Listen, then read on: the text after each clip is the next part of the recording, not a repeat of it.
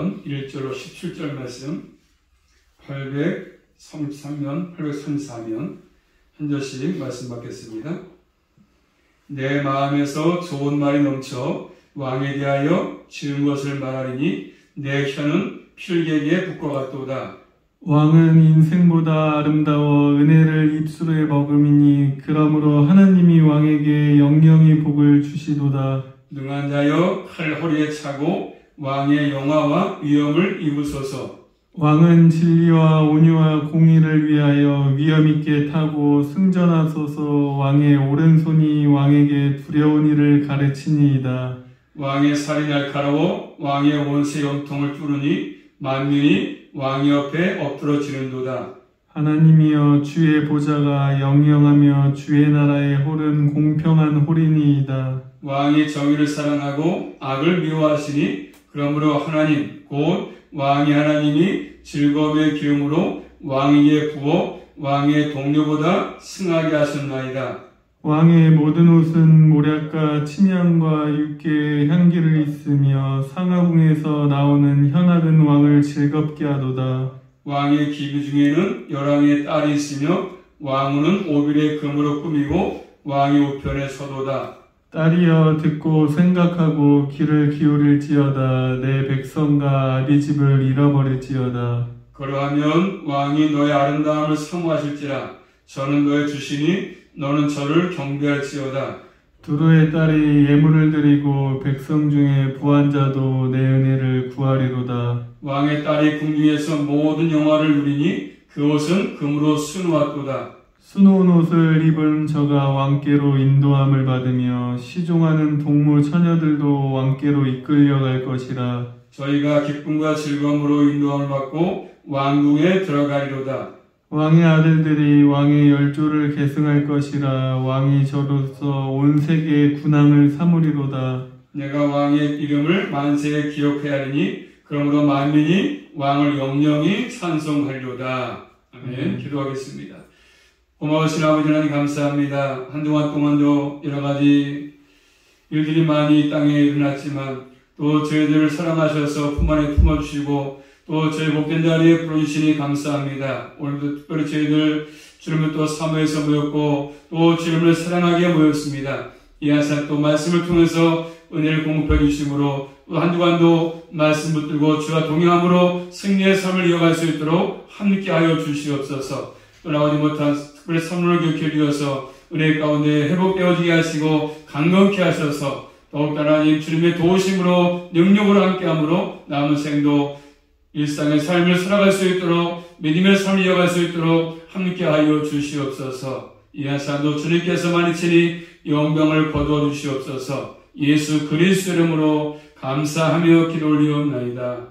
아멘. 제목 따르겠습니다. 영원한 주의 보좌. 영원한 주의 보좌. 이 땅의 모든 보좌는 그렇죠. 다 한계가 있지 않습니까? 금방 또 4년 5년 지나면 끝을 냅니다. 영원하지 못하지 않습니까? 그렇지만 우리 주님의 보좌는 우리 주님은 영원한 보좌입니다. 오늘 표적을 해보시면 고라다손에 마스기로 되어 있지 않습니까? 그리고 사랑의 노래라 되어 있습니다. 이 시편이 왕의 결혼 예식과 관계되어 있기 때문에 이렇게 부르는 것이죠. 어떤 왕과 왕비에 관한 것인지 정확하게 알 수는 없습니다. 대개는 열왕기상 3장 1절 말씀을 배경할 것이다 얘기하고 있거든요.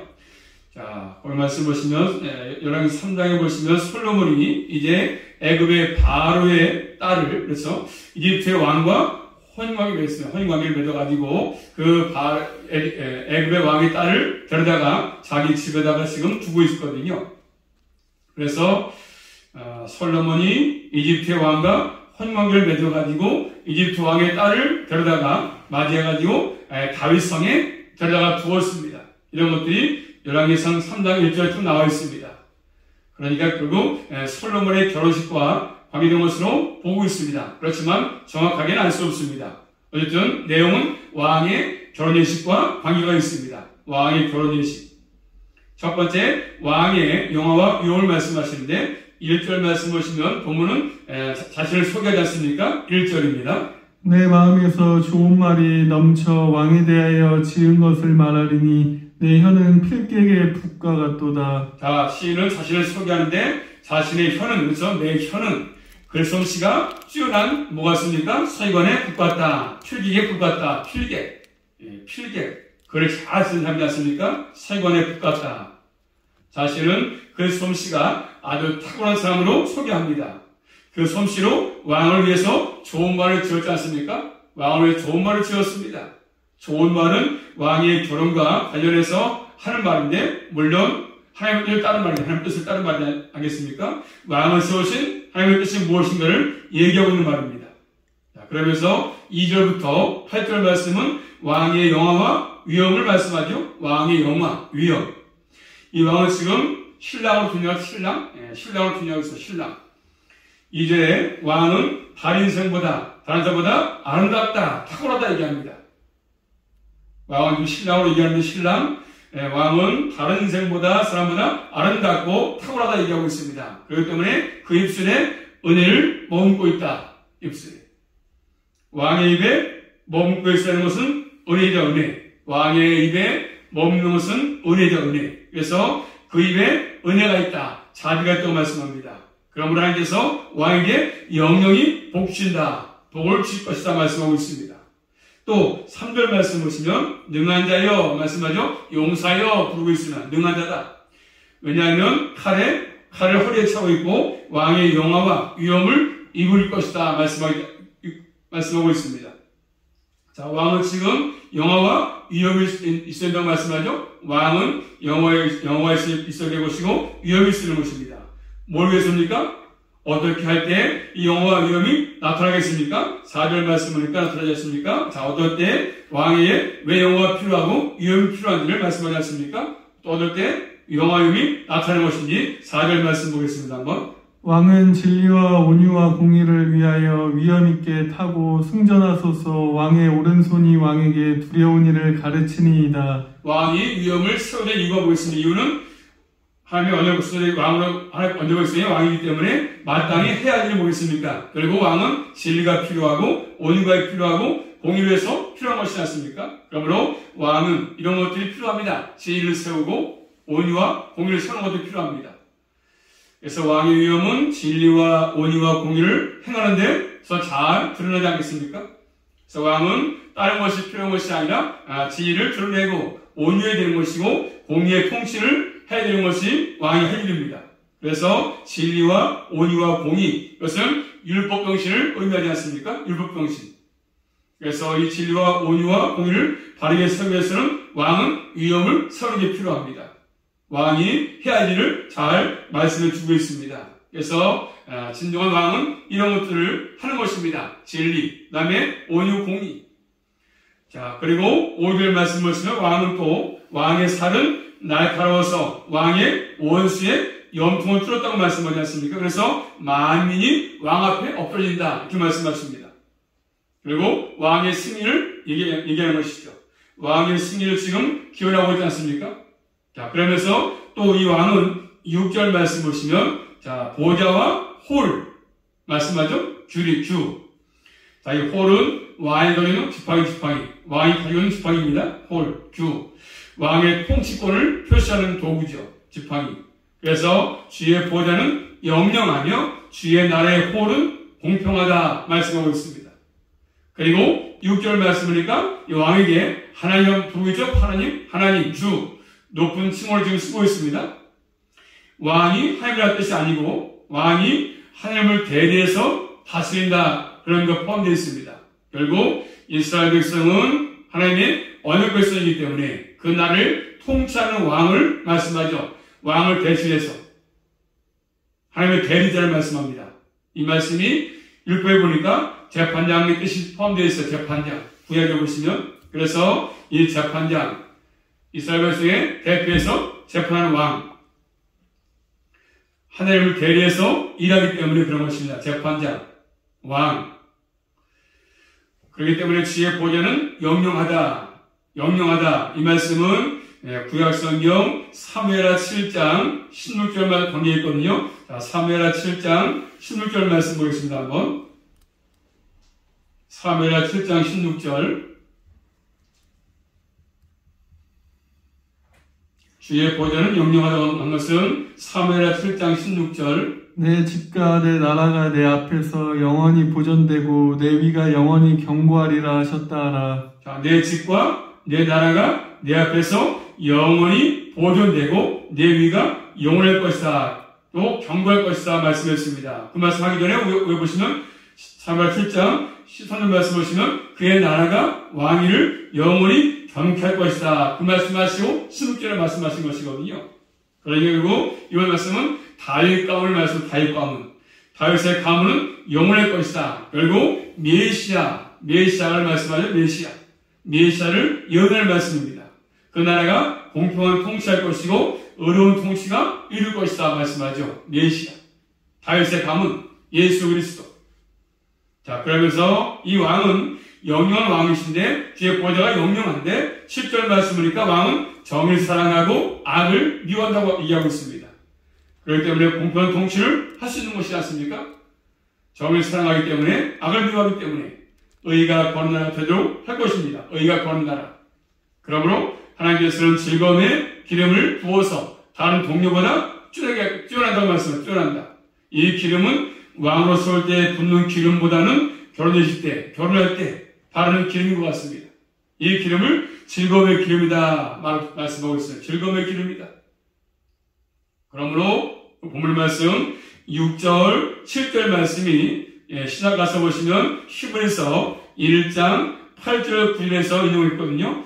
6절, 7절 말씀을 신약 성경 히브리서 1장 8절 9절 말씀 보겠습니다. 한번. 아들에 관하여는 하나님이여 주의 보좌가 영영하며 주의 나라의 홀은 공평한 홀이니이다. 내가 의를 사랑하고 불법을 미워하였느니 그러므로 하나님 곧 너의 하나님이 즐거움의 기름을 내게 부어 내 동료들보다 승하게 하셨도다 하였고. 아멘. 자, 그 말씀이죠. 본문 말씀이 6절, 10절 말씀이 시작해서 결국 하나님의 아들이신 예수 그리스도를 예언할 말씀하겠습니다. 예언할 말씀이죠. 그렇기 때문에 예수님은 그 누구라도 비할 수 없는 우월한 분이시다. 영원한 왕이시다. 말씀하고 있습니다. 그래서 결국 그 예수 그리스도에서 참된 성취가 이루어지지 않습니까? 바로 그분, 우리가 믿고 있는 우리의 구원자이신 예수 그리스도, 그분이 오셔서 모든 것들 다 이루었습니다. 그렇기 때문에 예수님의 보좌는 영영하며 예수 그리스도의 나라는 공평의 통치가 이루어진 나라 아니겠습니까? 그러므로 이 세상에는 이런 나라가 없습니다. 영원한 보좌가 없지 않습니까? 다 나라가 한 시대에 있다가 없어지고 그래서 왕권이 퇴하기도 하지 않습니까? 이 땅의 나라의 모든 것들은 영원하지 않고 불의가 가득합니다. 그렇지만 주님의 나라, 예수 그리스도의 나라, 그 나라는 영원한 나라고 공평한 통치가 이루어진 나라입니다. 의가 거한 나라 아니겠습니까? 우리는 예수 그리스도에 의해서 그 나라 백성이 됐습니다. 그렇기 때문에 주님이 나의 왕이기 때문에 우리는 그의 신부이기 때문에 영원한 통치를 받고 살 수 있는 것입니다. 이것이 은혜죠. 내 힘으로 얻은 것이 아니고 예수 그리스도에 의해 가지고 우리가 받았기 때문에 영원한 나라, 우리가 수혜이기 때문에 가장 복을 받은 백성들입니다. 또 이 영원한 왕은 8절 말씀이니까 왕의 모든 것이 뭐가 있습니까? 향기가 있다, 향기. 그 향기는 여러 가지 나타나지 않습니까? 몰약과 침량과 육기 향기가 난다고 말씀하죠. 이 향기가 어떤 향기인지 우리가 맡아보고 나서 알 수 없겠지만 아주 아름다운 향기겠죠. 그리고 뭐랍니까? 상하궁에서는 현악이라고 현악. 이 상하궁은 상하로 만들어진 궁전이 아니고 값비싼 상하로 장식된 궁전 의미하는 것입니다. 이 궁전에서 현악이라는 현악. 음악이 왕을 즐겁게 합니다. 그래서 2절부터 8절의 내용은 결국 왕이 어떠한 통치를 해야 되는지 거기에 초점이 있습니다. 입에는 은혜를 머금고 있고 진리와 온유와 공의의 통치를 해야 되는 것입니다. 그리고 정의를 사랑하고 악을 미워하는 것입니다. 하나님께서는 이런 왕을 지키시는 것이지 않습니까? 궁극적으로 이 말씀을 성취하실 분은 예수 그리스도밖에 없습니다. 예수 그리스도 아니겠습니까? 그래서 다윗도 정의를 사랑했지만 악을 행했습니다. 다윗은. 그렇지만 진정한 우리의 왕 영영한 왕은 예수 그리스도밖에 없다는 것을 말씀합니다. 예수 그리스도의 통치받으면서 역사적인 삶을 감당하고 있는 교회도 마찬가지 아니겠습니까? 지금도 이 땅의 교회들은 은혜를 머금고 있어야 되는 것이고, 교회는 진리가 필요하고 온유가 필요하고 공의가 흐르는 것이 필요합니다. 교회는 악을 미워하는 게 필요하지 않습니까? 저희 땅에 세워진 모든 주님의 교회들은 진리를 파수하고 온유가 필요하고 공의가 흐르는 것이 필요합니다. 그러므로 예수 그리스도의 통치 안에서 살아가는 교회는 이런 모습을 갖추는 것이 필요합니다. 그 다음에 두 번째로 오늘 말씀 보시면 이제 왕을 얘기했다면 그 왕의 부인 왕을 말씀하죠. 왕후의 아름다움을 9절부터 15절 말씀은 왕후를 말씀합니다. 신부죠, 신부. 왕비, 왕자, 신부. 자, 신부의 아름다움과 신부가 어떻게 해야 되는지 말씀하지 않습니까? 어떻게 신부가 할 것인지. 자, 9절 말씀 보시면 왕들의 딸들이 있고 왕후가 있죠, 왕후. 자, 왕후가 이 왕들의 딸들 가운데 뛰어납니다. 그래서 오빌의 금으로 꾸미고 있지 않습니까? 오빌. 이 오빌이 어딘지 정확히 알 수 없지만 이것이 고대에 아주 금으로 유명했던 곳이거든요. 금이 많았습니다. 한번 찾아보겠습니다. 구약 열왕기상 9장 28절 말씀 보시면 오빌은 금으로 유명했던 곳입니다. 오빌, 금. 열왕기상 9장 28절. 저희가 오빌에 이르러 거기서 금 420달란트를 얻고 솔로몬 왕에게로 가져왔더라. 그래서 고대에 가장 금으로 유명했던 곳이 오빌입니다. 금이 많았지 않습니까? 여기도 여기서 나타나 있고 또 이사도 나타나 있고 많이 나타나 있습니다. 오빌, 금으로 유명했던 곳. 고대에 유명한 금 생활지죠. 많이 나왔던 곳입니다. 이 오빌 금으로 장식을 했습니다. 그리고 왕의 우편을 했어요. 왕비가 우편에. 그래서 10절 말씀은 왕후에게 얘기합니다. 내 백성과 네 아버지 집은 이제 잊어버려라. 떠나온 집은 생각하지 말라. 그리고 11절에 그리하면 왕이 왕후의 아름다움을 삼을 것이다. 얘기하고 있습니다. 왕이 내 주인이니까 이 새로운 왕을 높이 섬겨라. 이렇게 말씀합니다. 이렇게 하면 두루에서 오는 예언을 받게 되는 것이고 백성 중에서 부한 자라도 다 왕후의 얼굴 보기를 원하게 될 것이다. 12절에 말씀합니다. 왕의 딸은 공중에서 모든 영화를 누릴 것입니다. 그 옷은 다 금으로 수놓았습니다. 금실로 수놓은 옷을 입게 될 것을 말씀하지 않습니까? 그리고 14절 말씀이니까 그리고 왕에게로 인도함 받고 15절 말씀이니까 기쁨과 즐거움으로 왕궁에 들어갈 것이다. 이렇게 말씀합니다. 이렇게 모든 것들을 차려입고 그렇죠? 예쁘게 아름답게 꾸며입고 왕에게로 가지 않습니까? 왕궁으로. 그렇기 때문에 신부가 해야 될 일은 뭐겠습니까?